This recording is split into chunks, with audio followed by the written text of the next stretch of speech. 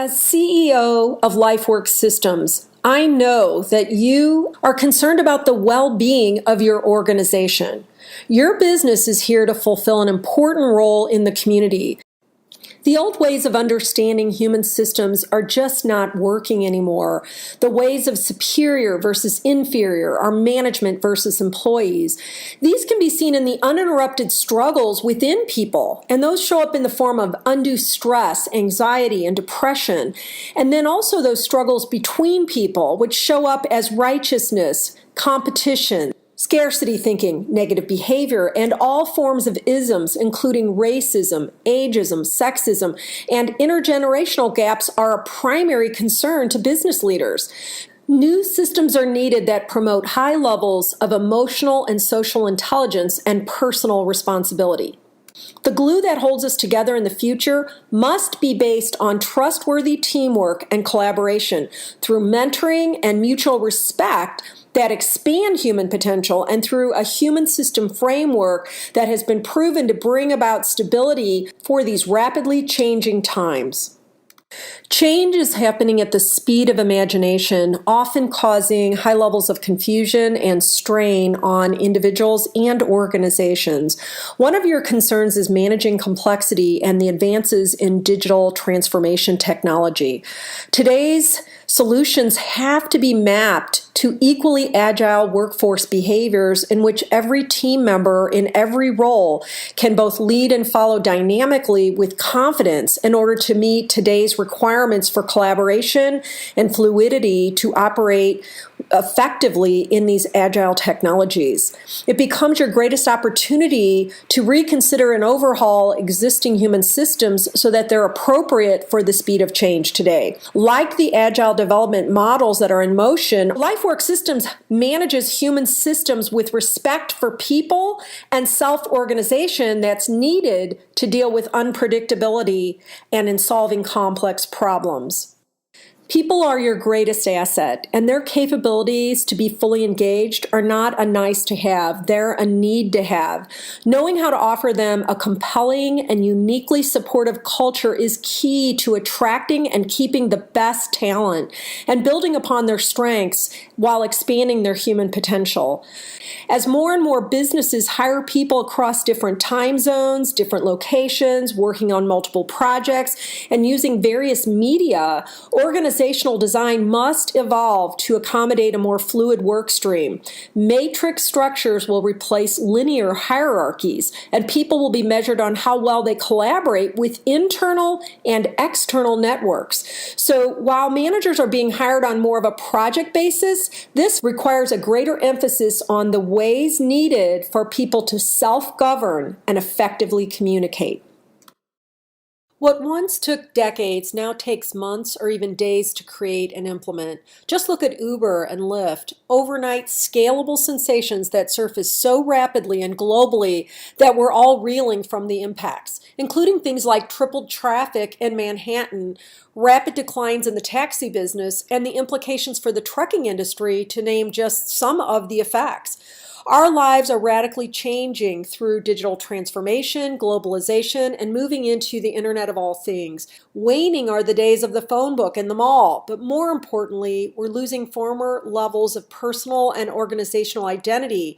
When we were fat and happy in old school organizations, we believed that we could investigate and understand the inner workings of everything and have control over them.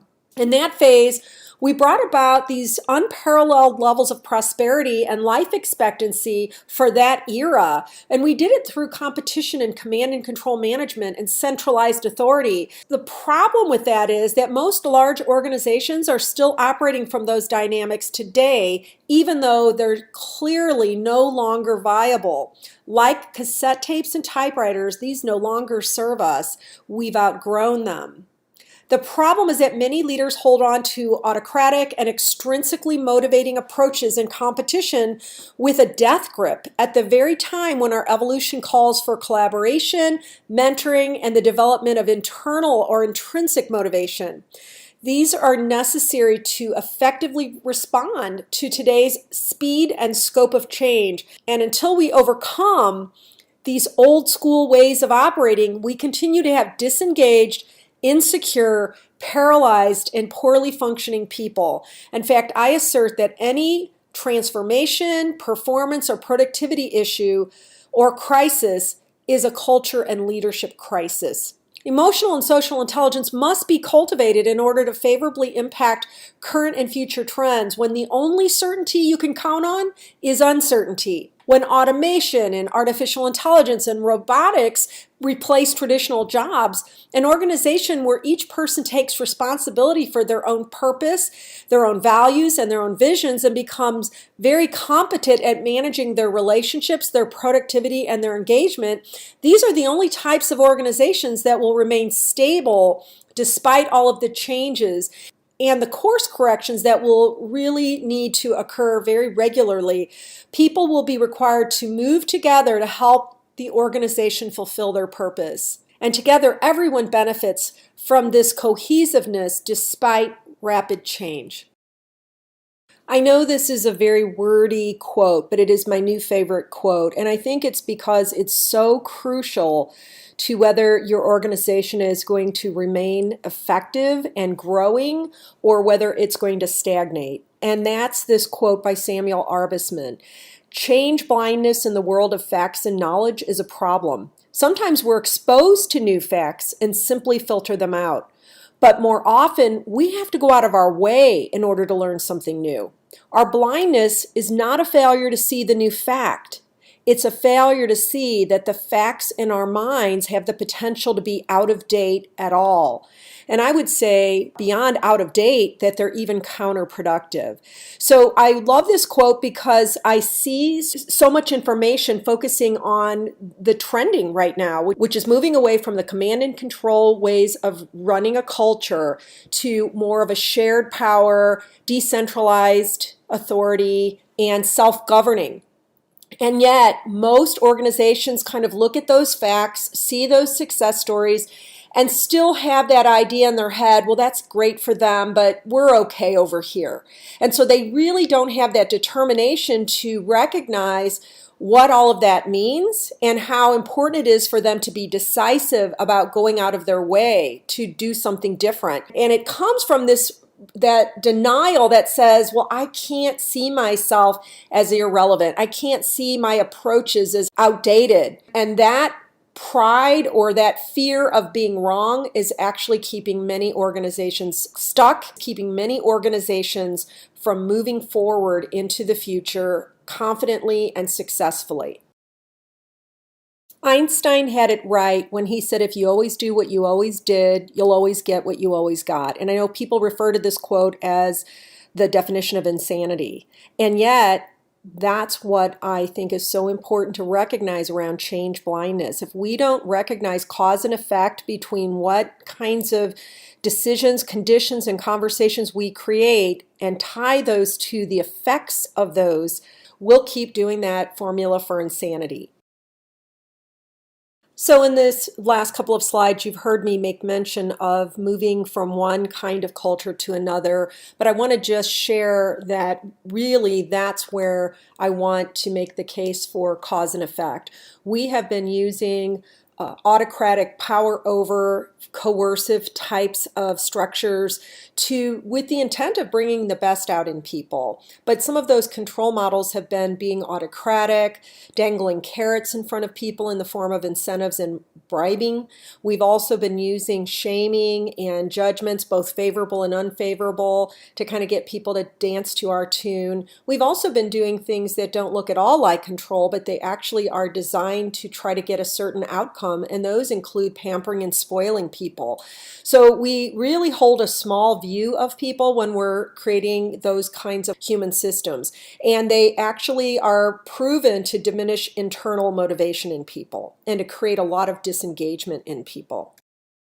Again, I quote Einstein. He also said this quote, "We cannot solve our problems with the same thinking we used when we created them." And that's why it's so key that people understand the difference between control-based operations, control-based culture models, and responsibility-based culture models. So the very systems that we have been relying on for centuries now to get the results we want are no longer the thinking we want to use to overcome those problems. So a lot of people don't really make that connection that the control models themselves are causing the lack of self-control within their people.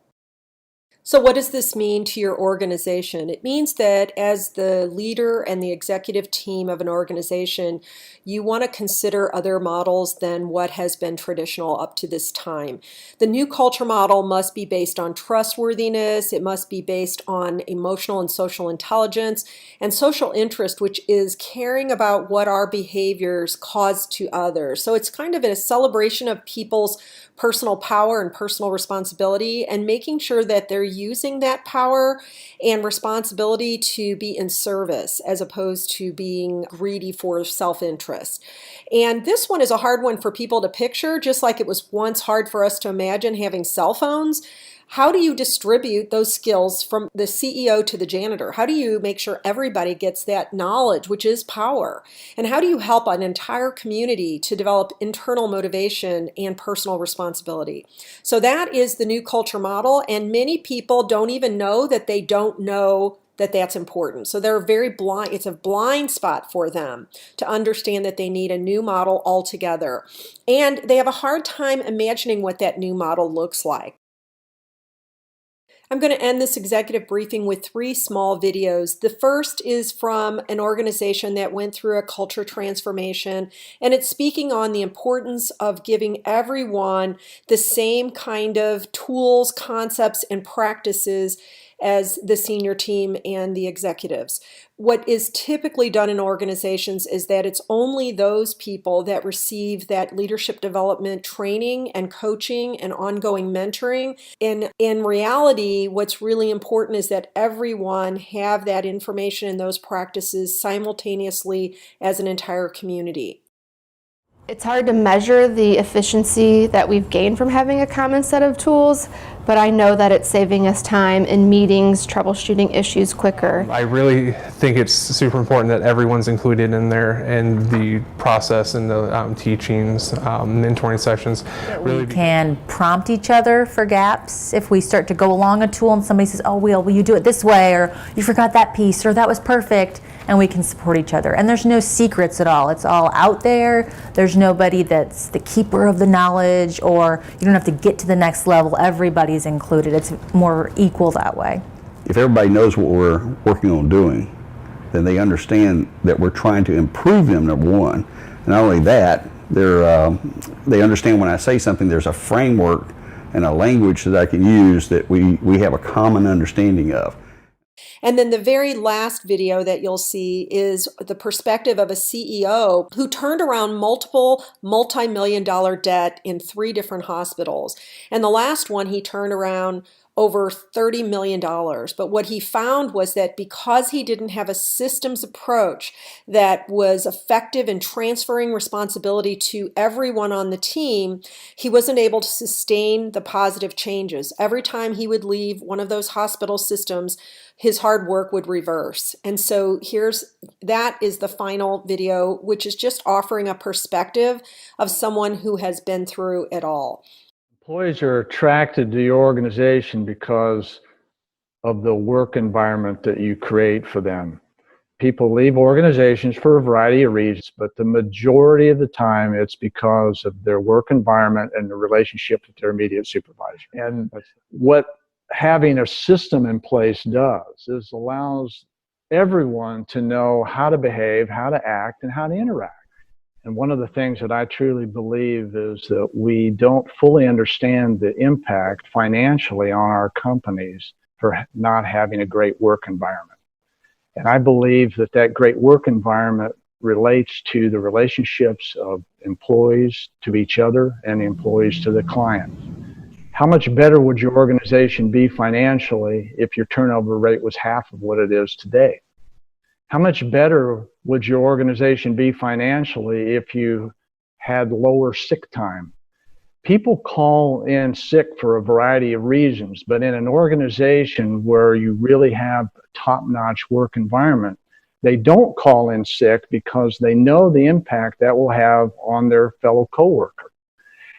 And I have been in some organizations where I've made some of those changes, but it really didn't have the formal process in place to really understand that and communicate it to each and every employee in the organization. And if I had, I know my organizations would have done even better financially.